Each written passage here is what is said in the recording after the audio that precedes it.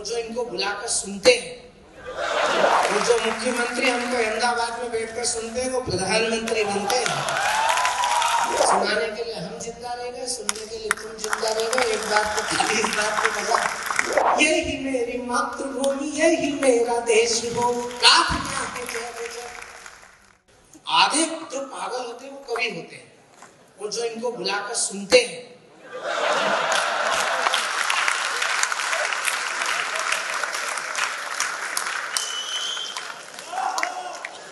और विधायक जी आज उनके जाना मत, उस दिन तुमने बहुत गलती करी थी कि तुम आखिरी में आए थे। वो जो विधायक हमको सुनते हैं वो सब मंत्री बनते हैं। वो जो मंत्री हमको सुनते हैं, पूछ लो भाई साहब से, गवाह है ये बैठे सामने, मुख्यमंत्री बनते हैं। और जो मुख्यमंत्री हमको अहमदाबाद में बैठकर सुनते हैं, वो प्रधानमंत्री बनते हैं।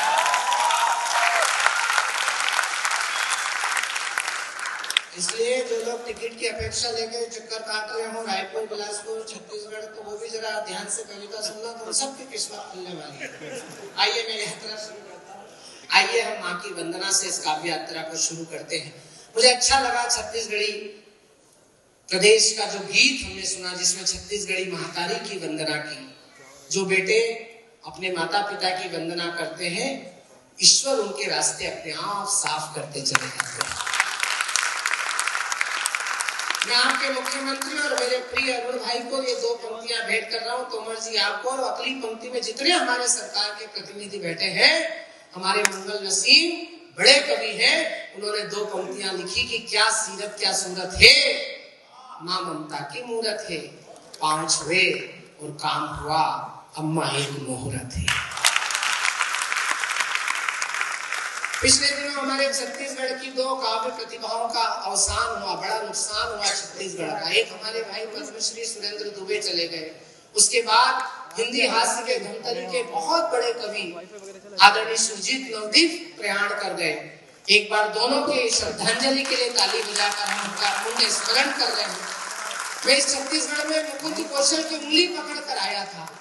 दानेश्वर शर्मा का सानिध्य मुझे मिला। पवन दीवान के साथ मुझे मंच शेयर साझा करने का अवसर मिला। ये छत्तीसगढ़ की धरती सचमुच बहुत समृद्ध धरती है। गुरु नानक, संत कबीर जैसी के आंगन में पली हुई, कवि केशव के घर से बाहर निकली रत्नों से जड़ी हुई। जब मीरा की करतार बजी तो कृष्ण भक्ति में लीन हुई। मतिराम बिहारी घनानंद को मिली प्रेम में बड़ी हुई। जो जगन्नाथ रत्नाकर का गंगा अवतरण कराती है, ऋषि वाल्मीकि की वो पावन बेटी कविता। और आज वो कविता इन सामर्थ्यवान कहारों के कंधे पर चढ़कर अपना दर्शन और प्रदर्शन आपके बीच प्रस्तुत करना चाहती है। हमारे आदरणीय तोमर जी ने, अरुण भाई के मंत्रालय ने जो मेहनत करके इन तीन काव्य प्रतिभाओं को आपके बीच निकाला है, कल जब ये विश्व की बड़ी काव्य प्रतिभाएं बनेंगी तो आप सीना ठोक कर कहना कि इन्हें सबसे पहले हमने अवसर दिया था। क्योंकि प्यार का पहला खत लिखने में वक्त तो लगता है, इन नए परिंदों को उड़ने में वक्त तो लगता है। जिस्म की बात नहीं थी, उनके दिल तक जाना था, लंबी दूरी तय करने में वक्त तो लगता है। आइए मैं इस यात्रा को शुरू करता हूँ कि शब्दों की साधना को, भावों की आराधना को साहित्यिक स्थान मिले, ऐसा वरदान दो। कविता को रच और छंद का श्रृंगार करूं, गजलों से प्यार करूं, ऐसा वरदान दो। पल पल पूज सिद्ध गायनी मशाल देने, वाणी और विद्या का तुम मुझे वरदान दो।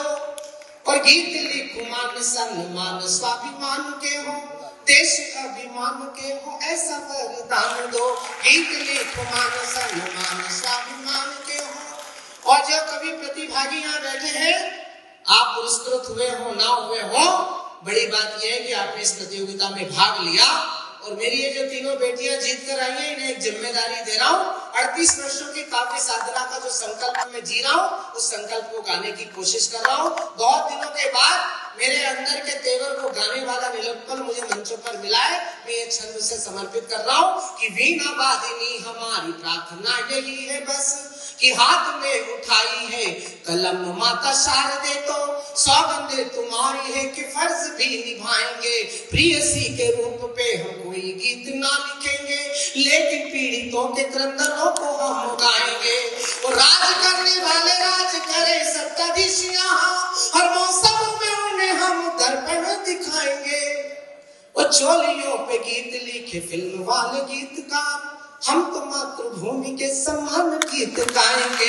चोलियों पे गीत लिखे फिल्म वाले गीतकार, हम तो मातृभूमि के सम्मान गीत गाएंगे। तो वीणा वादिनी हमारी प्रार्थना यही है बस, प्राणियों में व्याप्त सद्भावना संदेश हो। वो चारों ओर खुशियां ही खुशियां हो जगदम्ब, रंच मात्र भी न कहीं काली माँ कलेश हो। माँ मैं आपका हूँ और आप हैं हमारी मात, आपकी कृपा माँ इस पुत्र पे हमेशा हो। वो प्रार्थना है जब जब मुझको मिले माँ जन्म, यही मेरी मातृभूमि यही मेरा देश हो। प्रार्थना है जब जब। हम कितने भाग्यशाली लोग हैं कि हमको भारत सरी की धरती पर पैदा होने का अवसर मिला, और आप तो अतिरिक्त भाग्यशाली हैं कि आपको छत्तीसगढ़ सरी की तीर्थ धरती पर पैदा होने का अवसर मिला। अगली बात पर आपकी तालियां बढ़ेंगी ऐसा मेरा विश्वास है। इससे बड़ा सौभाग्य ये कि हमको सनातन धर्म में पैदा होने का अवसर मिला। और अगली बात पर तो ये जितने सुरक्षा कर्मी है ना, ये भी ताली बजाएंगे इस बात पे तो कि 3 कोरोना की लहर आई। सुनाने के लिए हम जिंदा रह गए, सुनने के लिए तुम जिंदा रह गए। एक बात तो ताली, इस बात पे बजा। आदरणीय तोमर जी को ये प्रतिभागी कराने के बजाय हमारी याद में कभी सम्मेलन कराना पड़ता। यहाँ फोटो टंगे होते कि इनकी याद में हो रहा है।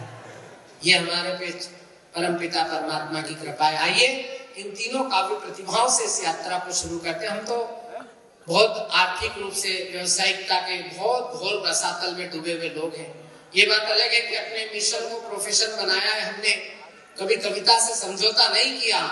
मैं छत्तीसगढ़ में तब से आ रहा हूँ जब हमारी सरकारें नहीं हुआ करती थी। हम भी तब भी नहीं डरे और आज भी नहीं डर रहे। आज भी मैंने पत्रकारों से कहा है कि तोला से मन भर तोला है, पारा पानी में घोला है, सब कीड़े बाहर निकले हैं, अभी चुटकी भर तो सच बोला।